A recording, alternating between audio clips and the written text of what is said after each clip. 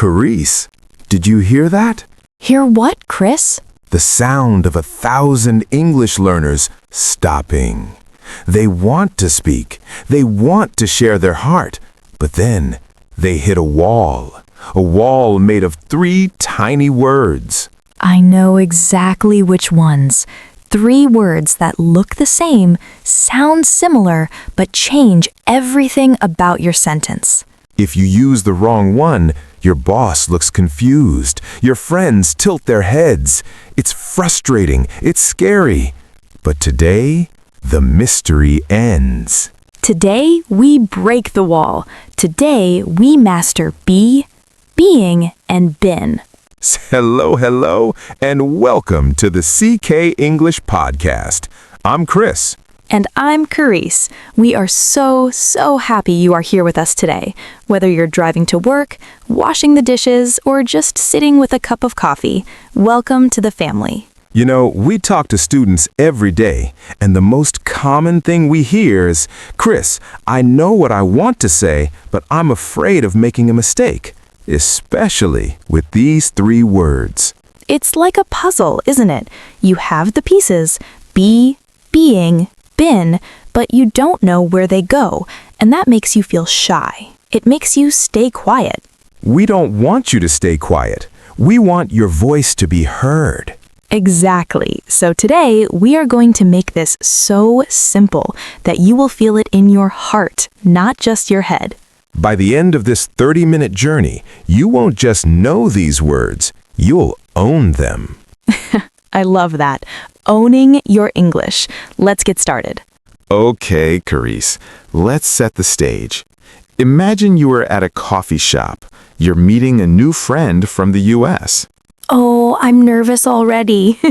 Don't be nervous. You're doing great. But let's imagine a common mistake. You want to tell your friend that you have traveled to Paris before. Okay, so I say, I be to Paris? Ouch, not quite. The friend thinks you're becoming Paris right now. I am a city? No. Okay, let me try again. I being to Paris. Now they think you are currently in the middle of a flight, or maybe you are a ghost in Paris. This is why people get scared, Chris. They say one little word and the meaning changes from I visited a city to I am a French building. It's funny, but it's also why we feel stuck. We use be when we need been. We use being when we need be. It feels like a trap, but it's not a trap. It's just a pattern. That's right. And today we're going to give you the key to that pattern. Before we give the rules, let's take a deep breath together. If you have made these mistakes, it's okay. I make mistakes in my life every day. Carice, do I make mistakes? Oh, all the time, Chris. Every single day. See, it's human. Mistakes are just proof that you are trying. Let's break it down. Think of be, being, and been like 3 siblings in a family. They look alike, but they have very different jobs. I love that. Let's start with the first sibling, be. Be is the dreamer. It's about the future, or a command, or a general idea. Give us an example, Chris. Okay, I want to be happy. I want to be happy. It's a dream, a goal. Right. Or if you're a boss, you say, be quiet. Hopefully a nice boss. Yes, a nice one. So, be is the simple form. We use it after words like will, can, must, or want to. Okay, so I will be there. You can be a doctor. It must be cold. Perfect. Now, let's look at the second sibling, being. Being is the action hero. Exactly. Being is happening right now. It's temporary. It's a behavior. For example, if Chris is usually very nice, but today he is acting grumpy because he didn't have coffee, I would say, Chris, you are being grumpy. Hey, I'm not grumpy. Just an example. But you see, Chris isn't always a grumpy person. But right now, in this moment, he is acting that way. He is being grumpy. So, being is for things that are happening in the moment. And the third sibling, been. Been is the traveler. The traveler, why? Because been connects the past to the present. It's a bridge. It tells us about your history. Ah, so back to our coffee shop. If I visited Paris in the past and I'm telling you about it now, I say, I have been to Paris. Exactly. I have been. It's finished, but it's part of your life today. So, be equals the dream, the goal. Being equals the right now behavior. Been equals the history. Does that feel better? Just take a second and let that sit in your mind. It's not scary. It's just 3 different jobs. Let's put these siblings to work in real life. Let's talk about work. Okay, let's say I have a big meeting tomorrow. You would say, I need to be ready for the meeting. I need to be ready because it's in the future. It's my goal. But what if you are in the meeting and your boss is talking too much? My boss is being annoying. Careful, he might hear you. But yes, he isn't always annoying. Just now, in this meeting, he is being annoying.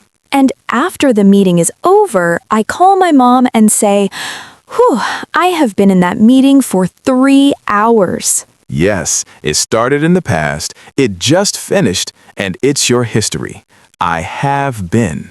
Are you following along? Let's try one about family. Okay, my son wants to be a soccer player, He wants to be a soccer player. but today he is practicing very hard. He is being very focused today. He is being focused. And he loves soccer because he has been a fan since he was 5 years old. He has been a fan. You see how they flow together? Let's do one about travel. Chris, I know you love to travel. I do. Next year, I want to be in Italy. I want to be in Italy. But right now, I am at home. I am being patient while I save money. I am being patient.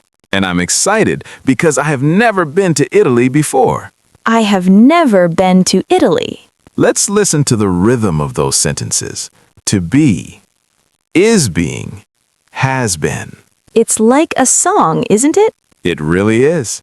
If you can hear the music of the language, you don't have to worry so much about the grammar rules. Okay, friends, now it's your turn. We don't want you to just listen. We want you to speak. If you are in a public place, you can whisper. If you are alone, say it loud. Be proud of your voice. We're going to do some shadowing. That means I will say a sentence and I want you to say it exactly like me. I will leave a pause for you. I'll join in too. Let's start with be. Ready? I want to be a better speaker. I want to be a better speaker. Again, I will be at home at 6 p.m. I will be at home at 6 p.m. Great. Now let's try being. Remember, this is about behavior right now. You are being very helpful today. Why are you being so quiet? You are being very helpful today. You are being very helpful today. Awesome. Now the traveler. Been. It has been a long day. It has been a long day. Where have you been? Where have you been? Wow, I can almost hear you guys through the microphone. Your pronunciation is getting so clear. Did you notice how Chris said been?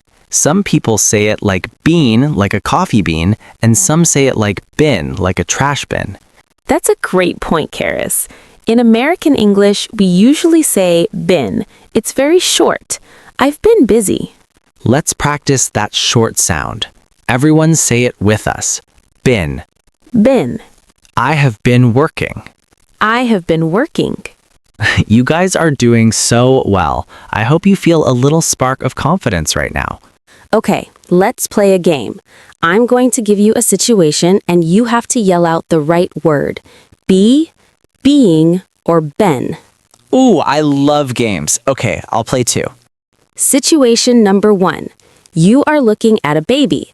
The baby is sleeping. You tell your friend to be quiet. Shh. Be.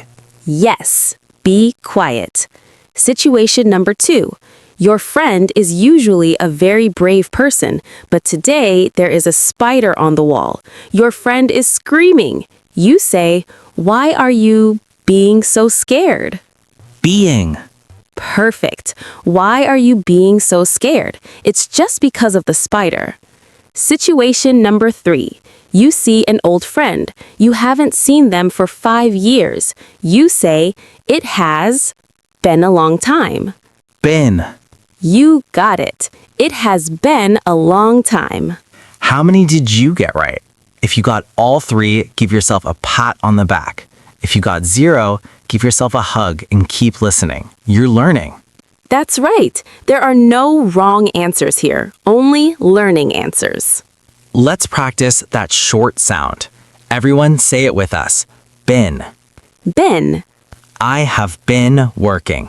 I have been working. We are coming to the end of our lesson, but before we go, let's lock this into our brains so we never forget. I have a trick for you. It's the 3 T's. The 3 T's? Tell me. 1. Be is for to do. I want to be, I will be. It's the starting point. Being is for behavior. You are being mean. You are being kind. It's how you act right now. Been is for back then. I have been there. It has been a while. It looks back at the past. To do, behavior, back then. That is so helpful, Chris.